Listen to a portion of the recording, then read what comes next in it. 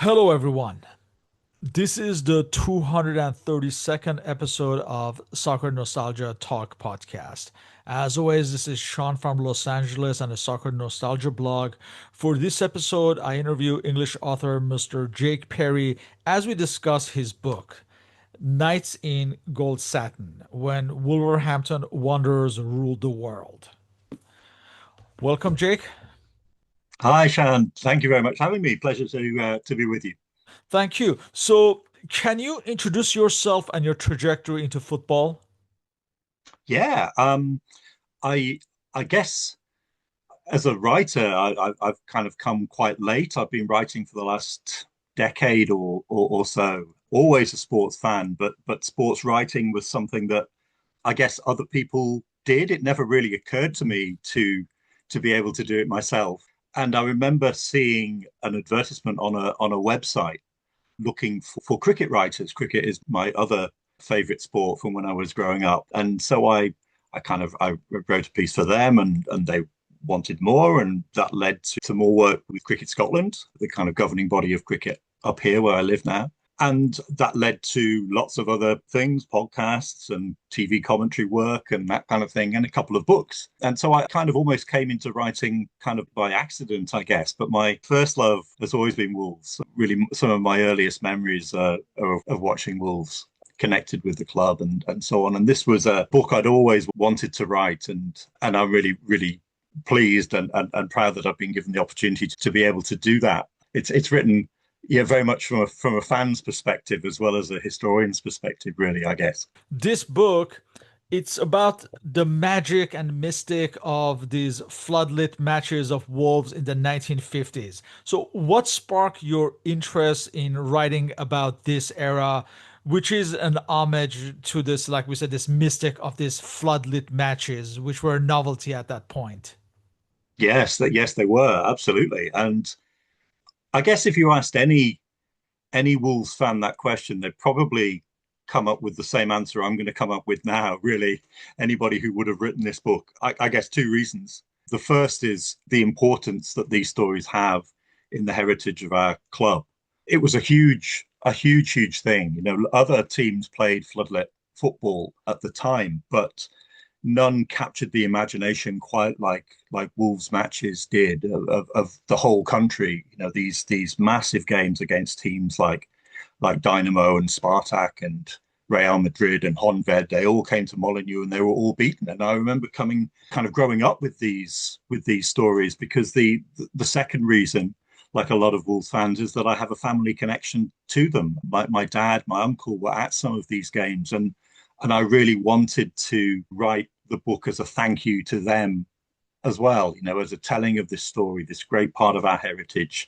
But there's that kind of personal dimension to it too. So it's quite a special story to me because of that family connection that I guess a lot of Wolves fans will feel. And then, you know, a couple of decades after the Honved game, they were taking me to my first matches at Molineux. So it kind of came full circle, really, I guess. What was the research process like to compile these specific matches and memories that may not have been readily available at the time? Yeah, hugely enjoyable. I mean, for me, that's the real fun in writing a book is in the research. It's that thrill of uncovering something that you hadn't seen in any of the sources that you'd previously been reading, I guess. About a wee bit of myth busting as well, I guess, along the way was fun and it wasn't without its challenges. You know, as I said, I live in Edinburgh now in Scotland. I've lived here for a long time. My family's still in Wolverhampton. And my two main sources of information were only in Wolverhampton as well, in the minutes of the club board meetings, which are held in the Wolves Museum, in the club archives, which Pete Crump, the Wolves historian, very kindly gave me full access to, and he was wonderful in the whole writing And you process of wrote it. your forward as well, so that's Yeah, good. Yeah. he did, yes, which was fantastic. He's become a really good friend, Pete, and also the reports in the Express and Star, the local newspaper, which are only held on microfiche in the city archive, which is in the old Molineux Hotel right next to the ground. And the real advantage of those as a resource is that the Express and Star, as they do now, had a dedicated Wolves correspondent. in Phil Morgan, and he was writing about the club every day. And so it's this absolutely priceless record of the day-to-day life of the club to sort of filter through because it was so important for me.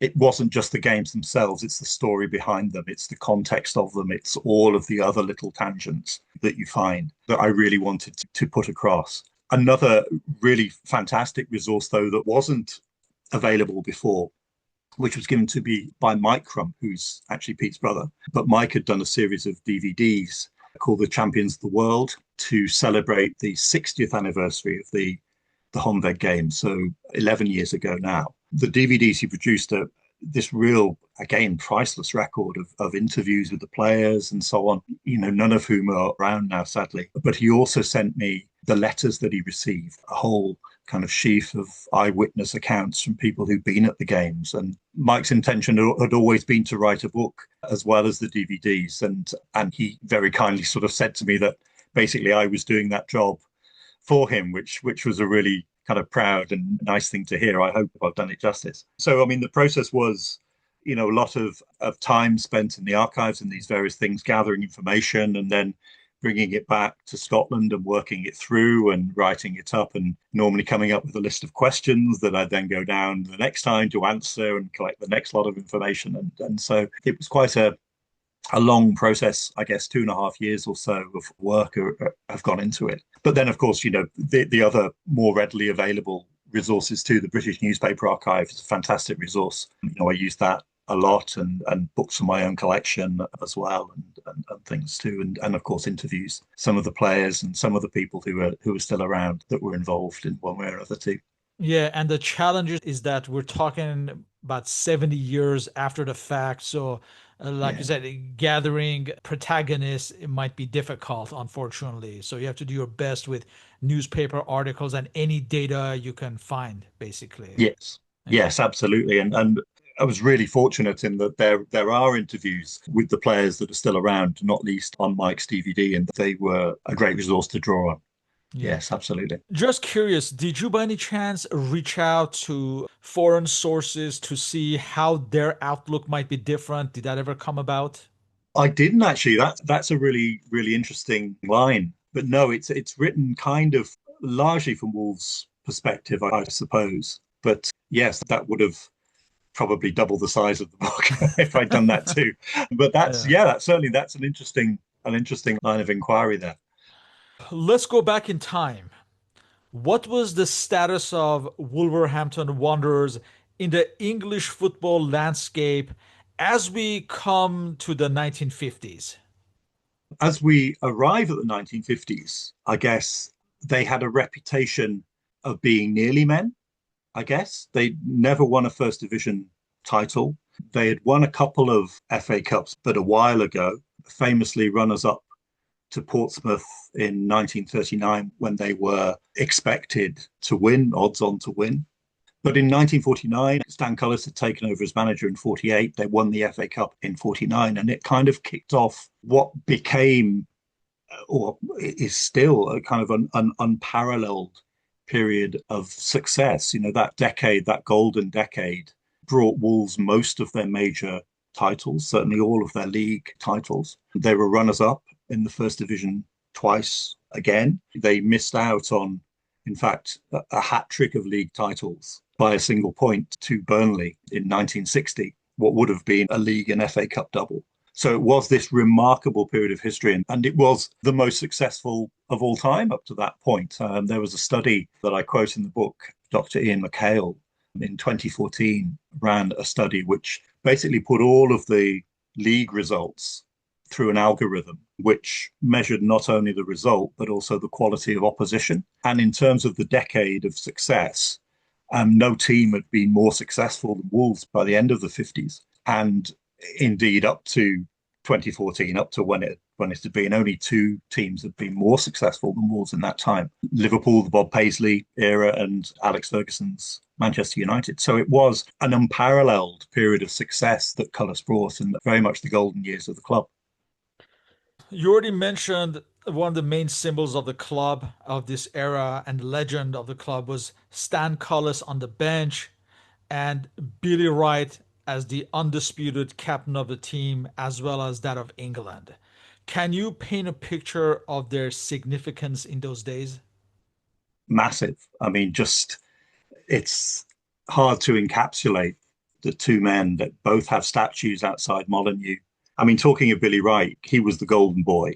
You know, my good friend Steve Gordos, just a wonderful Wolves historian writer, has just written a book on Billy Wright called Golden Hero, and that's very much how he's always seen in Wolverhampton. You know, the first international player to reach 100 caps anywhere, not just England, of course, anywhere in the world. And when you speak to people that saw him play, there's this real kind of glow around what they're saying. You know, that he never missed a tackle, that he always had so much time, that he was always there. And under Cullis, he was the pivotal member of the team in so many ways. Started off as a halfback, was reinvented as a centre half, somewhat ironically, because he was famously almost released by Frank Buckley when he'd not long joined Wolves as a youth player for being too small, but prolonged his career as a centre half and for England too, of course. I mean, just one of those players that led by example. Later on, he took a role as a director of the club. And when you speak to some of the more recent former players, just the esteem that they held him in just says it all. There's a lovely story in the book that Mel Eves told me about just spending an evening with Billy Wright watching a reserve team game. And he said it was just magical, just being in there with the great man. And Collis, very, very, very similar. Just a man that molded Wolves in his own image, a fearsome man, ruled proper old school manager, ruling with a rod of iron, as it were. You know, his famous motto, there's no substitute for hard work, really encapsulated his vision for Wolves. I mean, there were three pillars to his team. There were the team spirit. You know, he believed that the club should look after its players, and that they really did. And then fitness. There was a huge emphasis placed on the fitness of the players, and then his tactics too, which we'll no doubt touch on at some point. But just a man just totally focused on his job, on the club. Summed up, the famous quote that's inscribed on the statue at Molineux, where he said, "You were only given one life, and I gave mine to Wolves." That kind of sums up Stan Cullis as a man. What can you say about the backbone of the team that included the likes of Ron Flowers, Roy Swinburne, and Jimmy Mullen, amongst many others? Yes, I mean, I suppose we're into the tactical area now, because it was a team perfectly suited to the style of football that Cullis wanted to play. He played a system that played absolutely to the strengths of the players that he had in front of him. Described as long ball, which kind of has these sort of negative connotations these days. When you think Right, of long right. ball football, you think of kind of 1980s and 90s and Cambridge United and Wimbledon and hoofing the ball up to the target man and winning Kick the and second rush, ball. yeah. Yeah, yeah. But it was a whole lot more sophisticated than that. I mean, key to it were the wingers, Jimmy Mullen, even, and Johnny Hancock's, trying to say two names at the same time. Mullen and Hancock's were absolutely key to that. I mean, two international players, incredibly technically gifted players. I mean, the tactics were beautifully summed up by Ron Flowers, and that effectively said that Cullis used to say, divide the pitch into three. This third, we're attacking. This is where we're going to score. Get the ball in there as quick as you can. This third, we're defending. Get the ball out of there as quick as you can. And I don't really care what happens in the middle of the field, pretty much. And so it was about getting the ball out to the wings as fast as possible.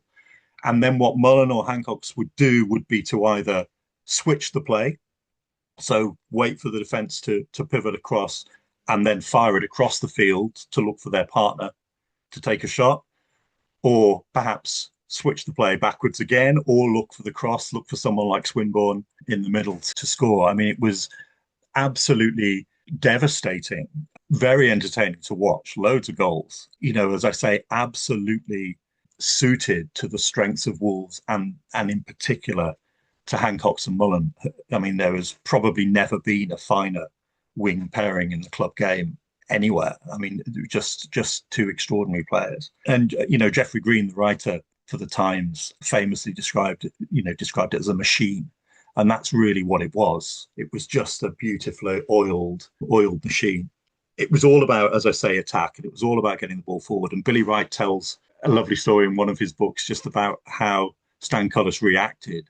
He was hostile if the ball went sideways, let alone if it went backwards. He was fuming if it went backwards. It was about getting the ball forward as much as possible. And yeah, it will be interesting to see a bit more of that in the modern game, I think. I feel that these days there's a lot of emphasis on possession play and playing out from the back and possession stats and all, but that can be quite frustrating to watch sometimes. And how many mistakes do we see teams giving away the ball, trying to play out from the back and conceding as a result? So, yeah, there's something for what Cullis used to pointedly describe as the so-called long ball game that Wolves played. And other standouts include Peter Broadbent as an inside forward, Bill Slater and Eddie Clamp as halfbacks, all based on the strong physical training. That's Yeah, basically the only way this type of a football could be effective. Can you describe how floodlit matches became a key component of the English game and Wolves' trajectory into adopting this, and culturally what made it an appealing prospect as a novelty? What were the pros and cons of all this? that's a big question. As I say before, lots of teams played floodlit friendlies against international opposition, but it was the games that Wolves played that really captured the public imagination. And when we talk about the novelty side of things, it brand new because floodlit football had been banned by the Football Association.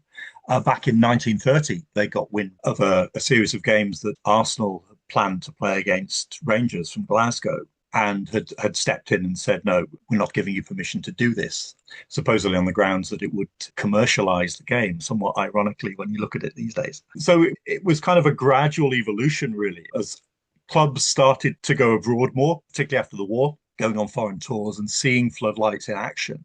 They started essentially taking matters into their own hands, starting to put lights up at their practice facilities when they got back, or their grounds. The Dell in Southampton was Sorry, the was first the ground. cost ever a worry by any chance?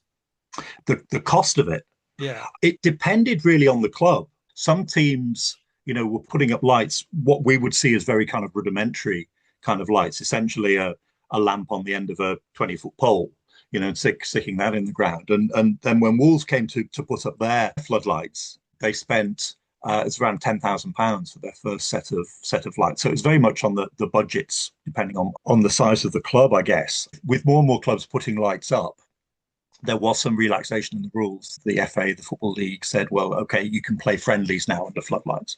And that kind of opened the door a whole lot more to these kind of glamour matches. And they were, of course, really, really attractive, with great money spinners for the clubs.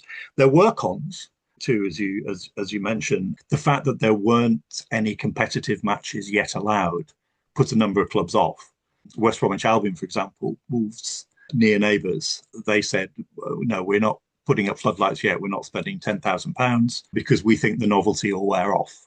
And likewise, you were seeing newspaper articles talking about novelty wearing off too. So there was this kind of, I suppose, mixture of opinions where you had clubs that were very enthusiastic about it and were seeing it as the way forward, and some writers were very much saying that too, and then others who were going a whole lot more cautiously. But it became very, very clear, especially after 1954. 1954 was really the pivot year, I guess, when it was these great games that Wolves played as well, that really encouraged a lot more teams to start putting in lights themselves. And of course, eventually, not too long later or afterwards, the league, the FA, started to give more ground and more ground. And by the end of the decade, competitive league matches were being played under floodlights.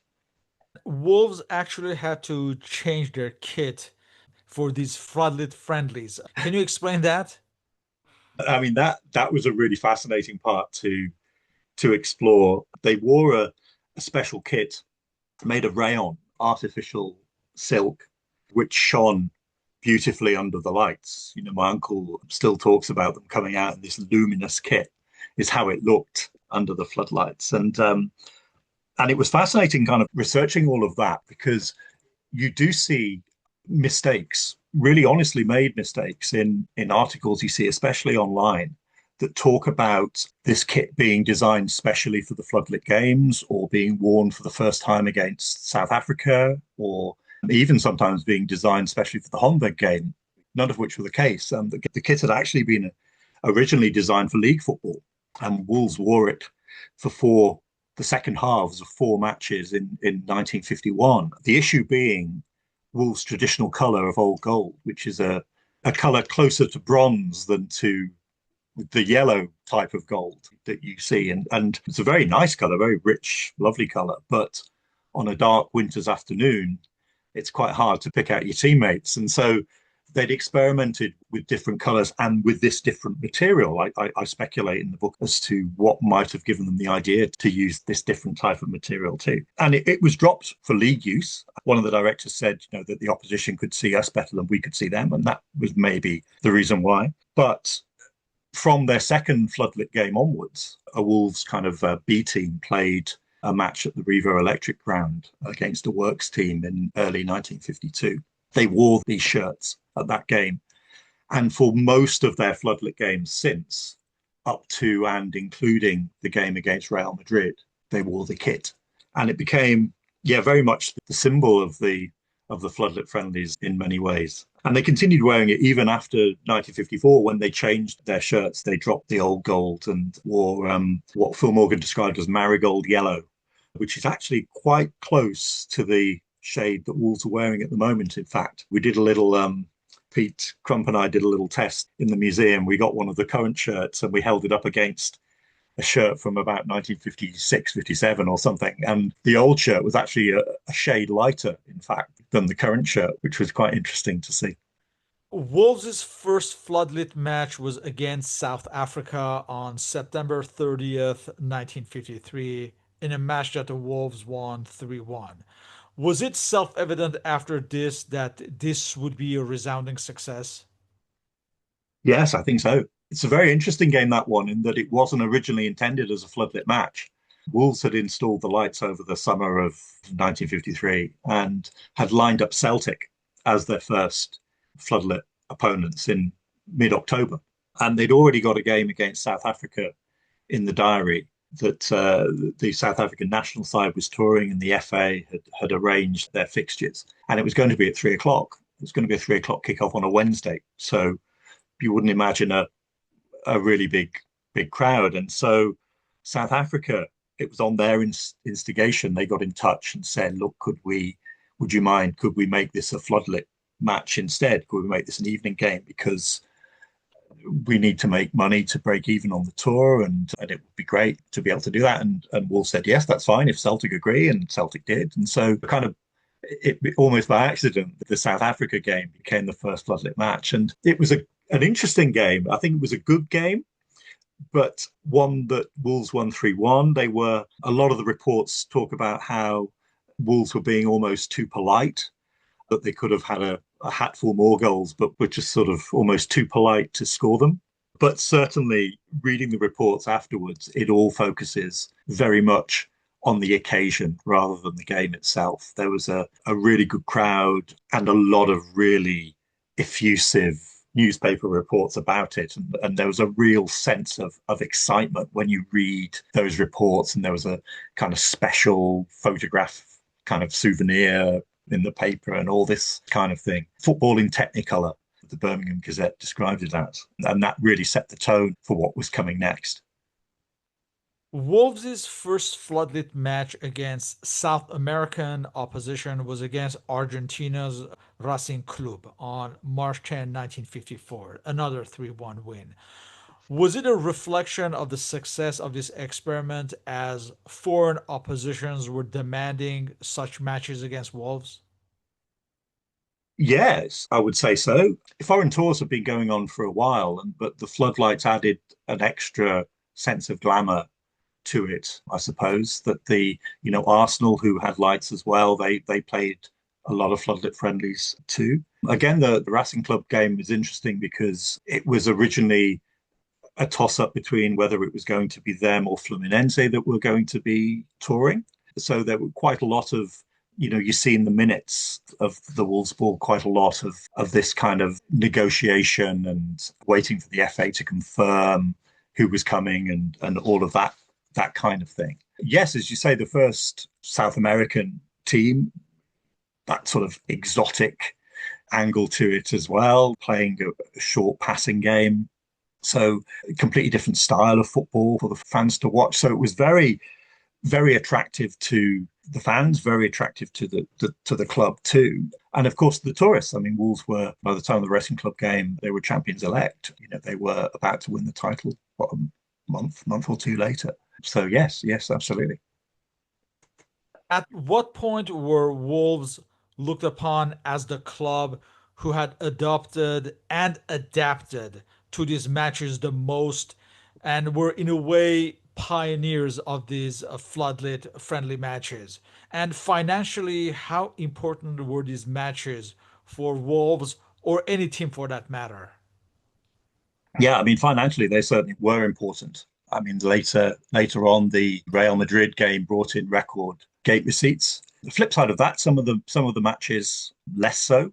Borussia Dortmund match I think brought in something like £135 or something after Dortmund's guarantee was paid. But generally speaking, yes, they were big money spinners and a way of for clubs to make extra money. Back to the first part of your question, and as I've said before, it was the Wolves games that really captured the imagination of the public, unlike any others. And that's a lot of that is to do with the historical context of where English football was at that time.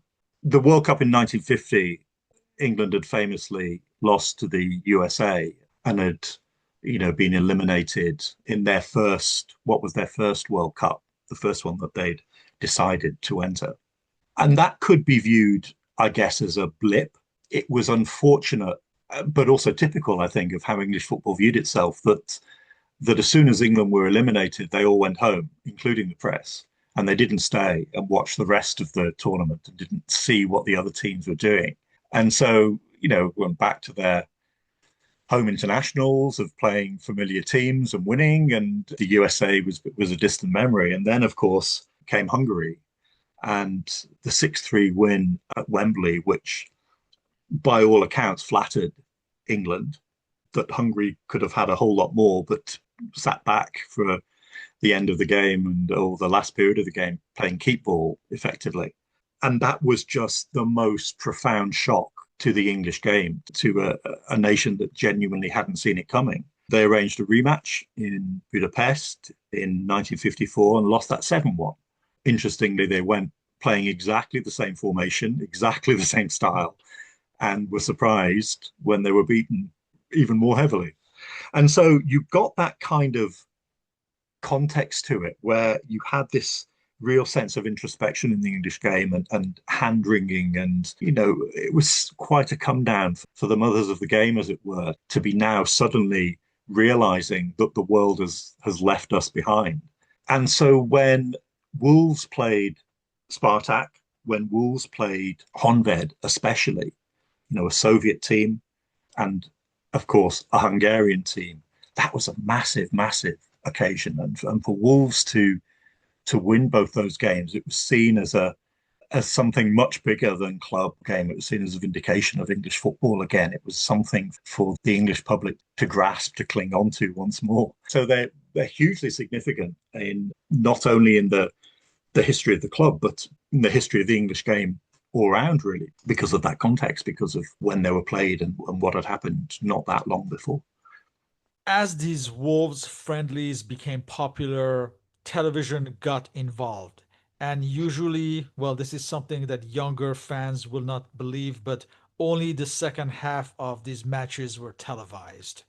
Was this a further reflection of its success? Yes, yes, certainly. And it started with the Spartak game. And interestingly, and luckily, it was the second half that were televised because Wolves beat Spartak 4-0 and all the goals came in the second half. And then for Honved, It was Wolves' great fight back, having been 2-0 down at half time. So the TV audience tuned in at just the right time, you could say. But yes, absolutely. It was rare to see football on television at that time. You would see the cup final, maybe the odd international game. Even more rare to see a broadcast outside London because of the logistics of doing an outside broadcast. Yeah, and we should point out that there was a reluctance to televise matches because the owners were afraid that if they were televised, there would be less fans in the stadium. Yes, Yeah. yes, absolutely. That's still the case, with the Saturday 3 p.m. blackout that we still have here too. So that's always a feature. But yes, and financially, it kind of added huge amounts, especially with the arrival of ITV, of independent television, commercial television, because the BBC paid Wolves £225 to broadcast the Spartak game, the first match that was broadcast. And then forward that a year on, and Wolves are playing Moscow Dynamo, and they're paying £1,000 because ITV have just started. And so there's that sense of competition. And so, that's the start, I guess, the very beginning of the sort of escalation in broadcast rights and fees and so on. Wolves won 3 league titles in this era. Did these matches help the team progress in this aim, or was the demand to play Wolves a result of its domestic success? A bit of both, really, I think. As you say, Wolves won these titles, and it showed where Wolves were as the team, vying with Manchester United, with the Busby Babes, as the best team in the country. And as I said before, they were a point off winning 3 in a row in 1960. And they had this reputation at Molineux of it being a fortress when it came to these floodlit games. Wolves had never been beaten. And indeed, when Barcelona, or before Barcelona visited in the European Cup in 1960, Emil Oestreicher, who was the Real Madrid manager who'd been with Honved when they came in 54, said that Barcelona would need a lead of at least 3 goals to take to Molineux, because there was no way that any foreign team was ever going to win at Molineux. That was the international reputation that Wolves had gathered.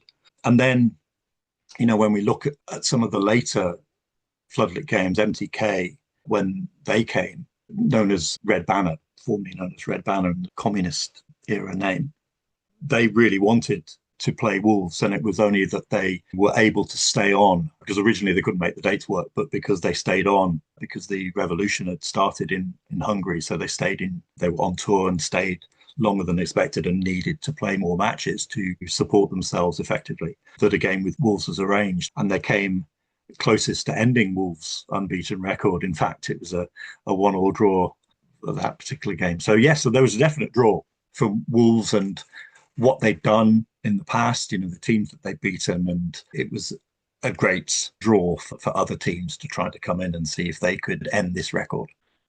In subsequent decades, it seems like club friendly matches were hardly covered by the press. But it seems like reading your book that these friendlies were taken very seriously in terms of preparation.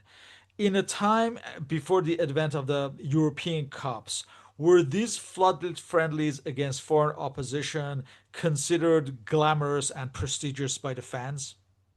Oh, certainly. Yeah, certainly. It was a chance, as my uncle told me, it was a chance to see players that you'd only ever read about, or maybe seen a fleeting glimpse on newsreel. The likes of Puskás, Di Stefano, these famous names, and now here they were on the pitch in front of us. So that there was this tremendous sense of excitement and exoticism about it, and the floodlights, this football in Technicolor just adding to the glamour. I mean, it's hard for us to picture now when floodlights are so ubiquitous in all sport, really, but football especially, just how much of a kind of novelty and a revolution this was, to be able to see this played, under the lights in these circumstances. And yes, certainly with the other part of your question about the friendlies and the place of friendlies, nowadays when you think of a friendly, it's against whoever it is. It's almost like you change the entire team at half time, and it's a practice It's match exactly, it's a essentially. practice session, I was gonna say. Yeah, Yeah. yeah. But back then, there was no European competition. This was the only time that club sides would meet each other. and they were seen as mini internationals, especially with all the context of what had gone on in English football too, especially with Hungary and Honved and so on. It was seen as a matter of national pride, and it had all the trappings of an international. You know, the captains exchanging pennants and the laps of honor and the throwing flowers to the crowd and all of these things that happened. It was a real occasion that was of its time because, as I say, that was the only way that clubs like Wolves and Honved would ever meet. There was no tournament that they would cross paths in. Was there an added appeal in facing exotic opponents behind the Iron Curtain? And how did the Cold War politics of the day affect these matches? Yeah, I loved researching that actually. What I found really fascinating, as I said before, it's the story behind the game as much as anything. And the Cold War angle is a really fascinating one. I mean, it's really hard to imagine now for younger viewers, especially what it was like. But I grew up in the 70s and 80s, and in that atmosphere, that sense of mistrust that there was, and that one-upmanship that you had too, that the sporting arena was very much part of. I mean, George Orwell, famously described it as war minus the shooting, sport. And it very much was like that. And Wolves, of course, were caught up in all of that. There had been a tour. Moscow Dynamo had toured just after the Second World War in 45, and that had ended fairly acrimoniously. And they'd wanted a return. They'd wanted Arsenal to go back for a return, and the FA had said no, thank you. And it was in 1954, after the death of Stalin, significantly, that Arsenal were invited, and there was a whole and accepted. There was a whole lot of diplomatic unease about that because they felt that Arsenal had been invited because they were far from the power they were, and that they were going to lose. And that's the reason that the Russians wanted them across. And so it transpired. They were beaten 5-0 by Dynamo. There were stories in the press of the fans leaving the stadium laughing and all of that. So you've got that kind of context, and then a return was arranged where Spartak were going to come across, and they were going to play Arsenal, and they were going to play Wolves. They arrived via Belgium, where they'd beaten Anderlecht 7-0, and they'd beaten Standard Liège 5-2. They arrived with this reputation of supermen, that the Russians were somehow invincible, and the press were fascinated. They followed their every move. Everything was reported on. What they had for breakfast was, made the newspapers. And they played Arsenal. They beat Arsenal 2-1. So it was a more respectable result for Arsenal than many had been expecting. But then they came to Molineux and were beaten 4-0. And it was a huge thing for English football and for Wolves. It brought so much prestige to Wolves. Of course, it was very quickly overshadowed by what happened a month later. But when Honved came to visit, but the Spartak result was just extraordinary, and it's a game, as I say, that's often overlooked, but it was just a remarkable result, and they were just overwhelmed in the end. It was Wolves' fitness in those last few minutes. They scored, 3 goals in the last, well, certainly within the last 10 minutes, I think shorter than that, to win. And it was interesting because Cullis was at the Arsenal game and he was asked for his thoughts afterwards. And he said, somewhat ominously, I guess, he said, oh, yeah, the Russians, they're very good and they're very fit. He said, but we're fit too. And so it transpired.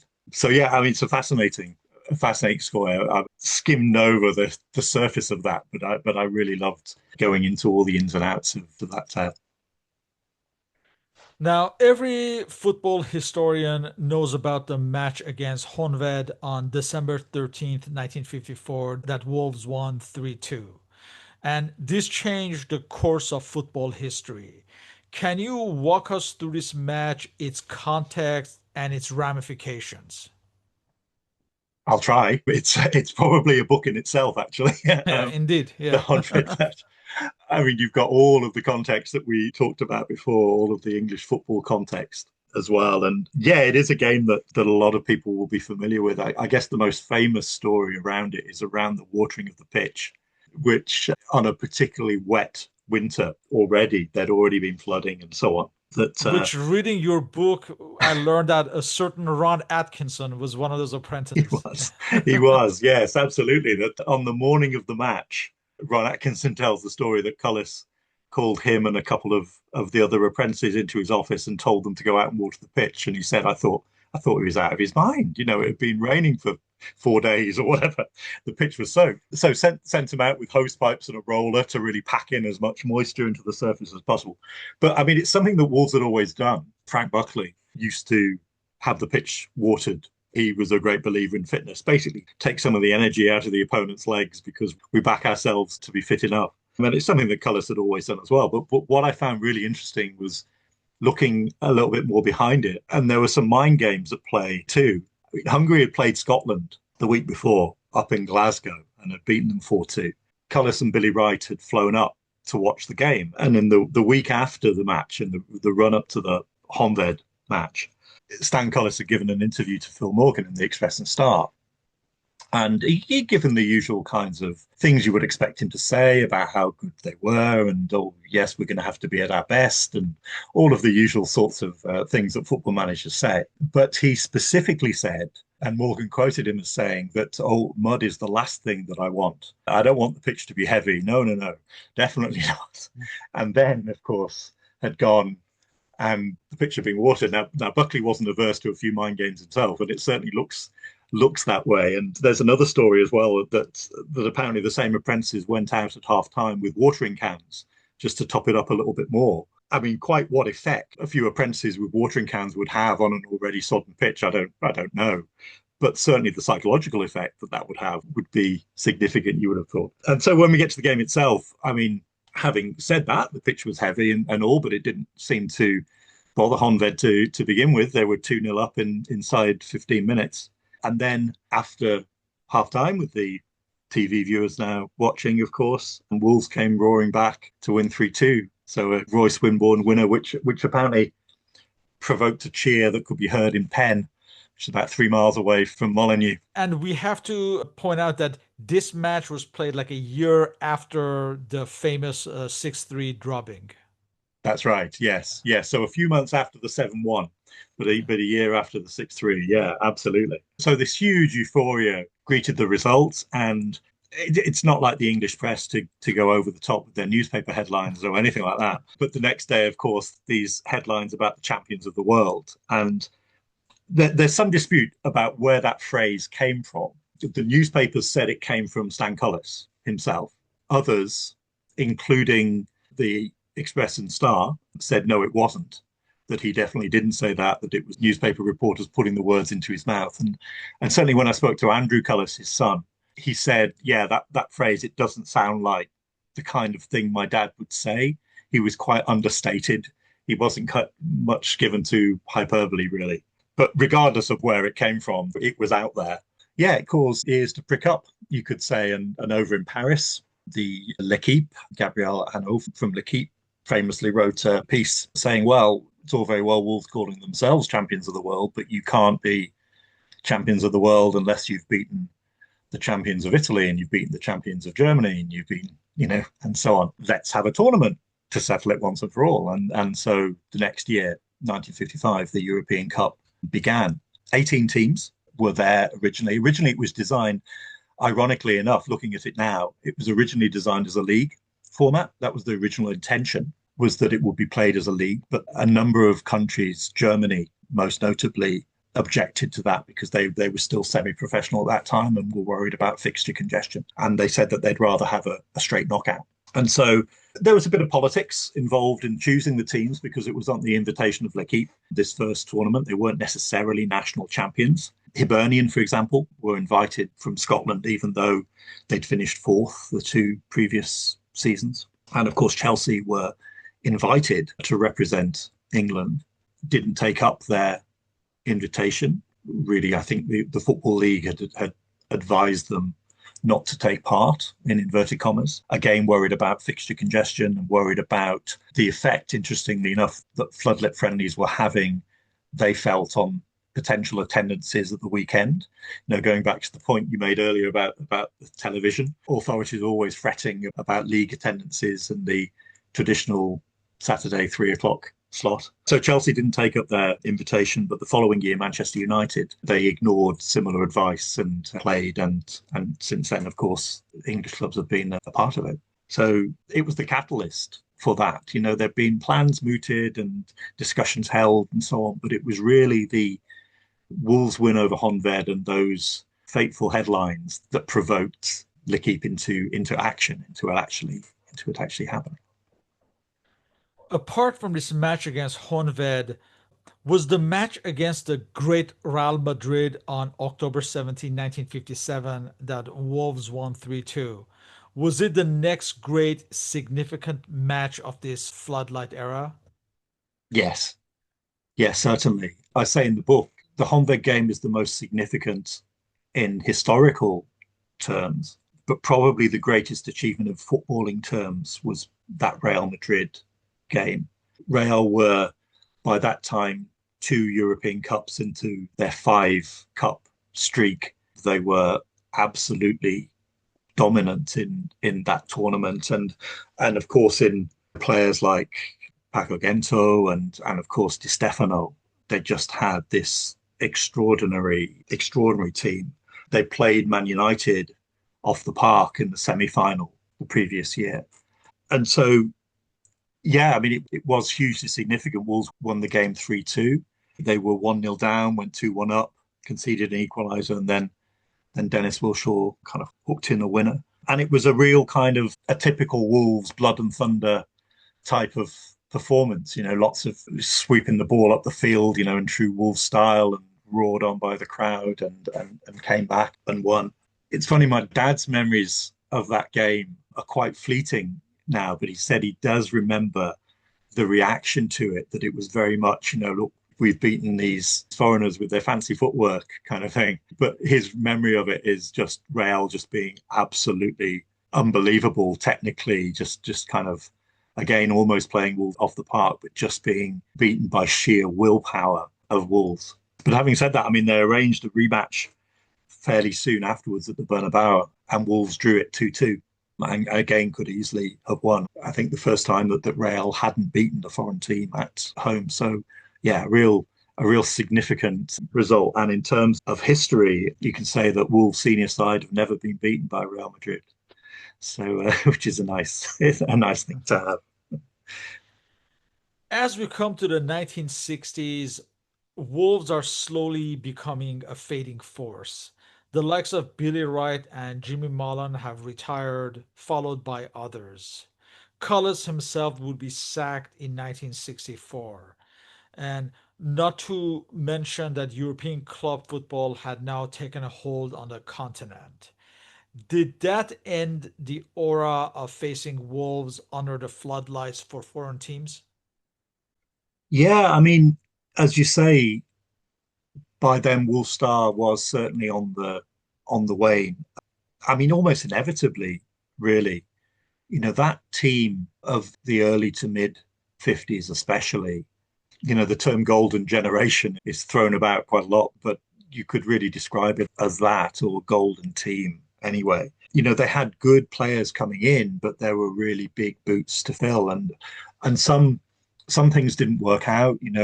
Harry Hooper, for example, really good player, was signed as Johnny Hancock's replacement, but things didn't work out for him at Wolves, so he lasted a season or so. Ted Farmer, really prolific striker, just I mean, his numbers are just ridiculous, but suffered very badly with injuries, and was forced into premature retirement at the age of 24.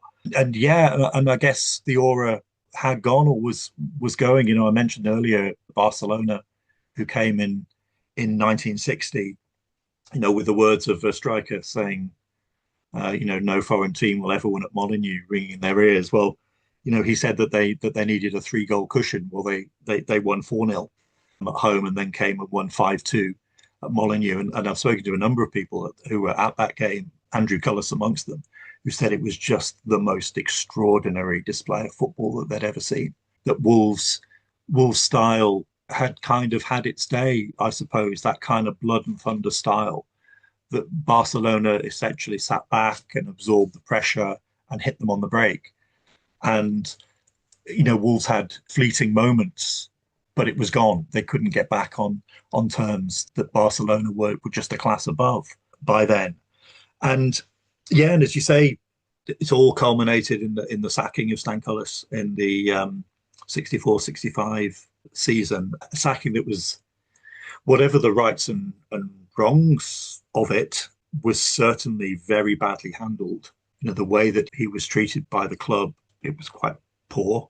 The way that there was no sense of a succession plan in place either, that it was almost, we're going to get rid of Cullis but we don't really know what happens next. It kind of culminated in Wolves being relegated at the end of that season. So it kind of brought the final close, if you like, to that golden era.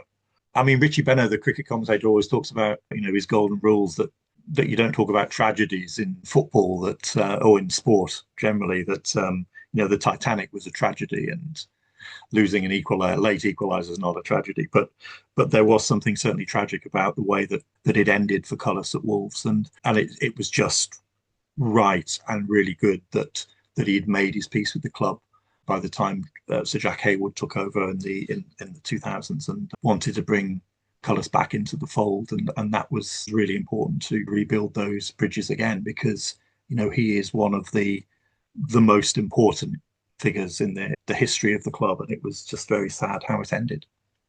To further reflect this decline, 8 years after this historic match against Honved, they faced off against one another again on December 3rd, 1962. This match was played under relative disinterest in front of a very low audience, and it just kind of showed where both teams were, perhaps, and how this aura of the floodlit matches for Wolves had dissipated by then. Yes.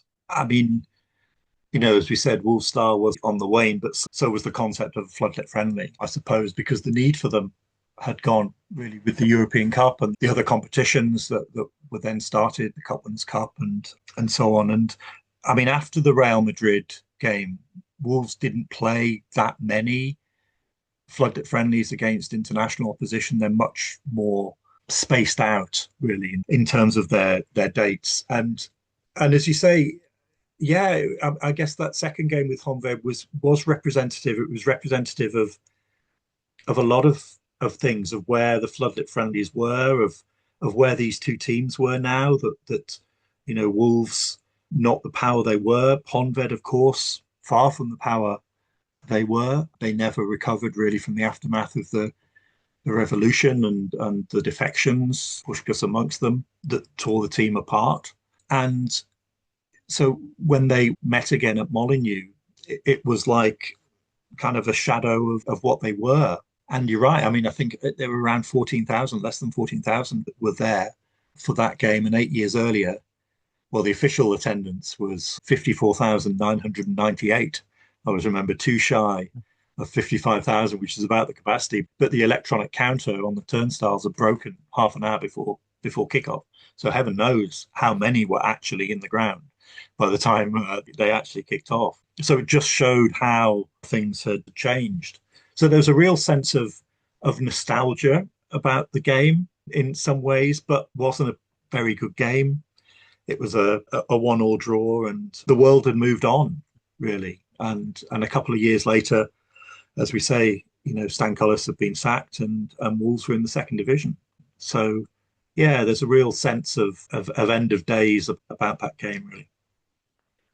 It's amazing when one thinks some of the greatest players in the game took part in these matches. You already mentioned Puskás, there's Di Stefano, Raymond Kopa, Kocis, Zsibor, Božič, Nikita Simonian, Igor Neto, Lev Yashin, and Hidekoti, among many, many others. Is this an abiding memory of these matches? Yeah, I mean, when you list them like that, it's actually, it almost pinch yourself kind of moment. Some of the great names of football history, let alone of that era. And yeah, and as I said before, these were players that you'd only ever read about, that you might have seen seen a photograph of, or Right. perhaps if you were lucky, seen a little bit of newsreel clip. My uncle Keith saying that to me, that these were players we'd only ever read about, and here they were running out on the pitch in front of us. It was just remarkable, and the press coverage of it was fascinating to read. The fascination with Di Stefano The Express and Star dispatched a reporter to watch them train, and he kind of relayed this with, you can almost see the sort of wide eyes, this little trick that Di Stefano did that he said no one else noticed. He kind of sort of flicked the ball, and it spun back to him, obviously with backspin or whatever. He said it was just incredible. No one noticed. He said it was just a remarkable thing to see. So yeah, I mean, it's all tied into the glamour, to the story, the exotic kind of wonder of these games, really, the people that played in them. In closing, what is the historical and cultural significance of these floodlit matches of Wolves for not only the history of the club, but that of English football? And of course, we know how European football history was changed as a result as well. Yeah, I mean, they're just such an important part of the heritage of the English game, of the European game, and of course, key to the heritage of this great club. I mean, these were the games that put Wolves on the map internationally. It's why we have supporters clubs in all parts of the world. It all comes back to these floodlit matches, and they were, as we say, the catalyst for what we have now, and that's something to be incredibly proud of. That so many clubs can point to their trophies and point to their titles and their European silverware, but only Wolves are the pioneers. Only Wolves are the team that lit that spark, if you like, that led to European competition as we know it now. And as far as English football is concerned, it provided that boost when it was really needed, when the game was probably at its lowest ebb, certainly up to that particular point anyway, that these were tremendously important kind of morale boosting wins, and they gave kind of English football confidence again, that we can compete with the very best in the world. And that was all through Wolves. They captured the imagination in the way that they did because of what they did, of the results that they achieved, and the teams that they beat. I mean, in the end, Wolves finished the series of matches, the floodlit friendlies under Stan Cullis, unbeaten. When you think back to some of the names that you reeled off there, and the great teams that came, that's an absolutely phenomenal achievement, and one that should be celebrated. And I just really hope that the book can do that, and does that story justice. With that, I would like to thank you for your participation in this interview. All our respective contact information and the link to your book, again, Knights in Gold Satin, When Wolverhampton Wanderers Ruled the World, are listed on the blog and podcast uploads. So, Jake, thank you once again and hope to continue these discussions on football history. Thank you so much. Absolute pleasure. Thank you.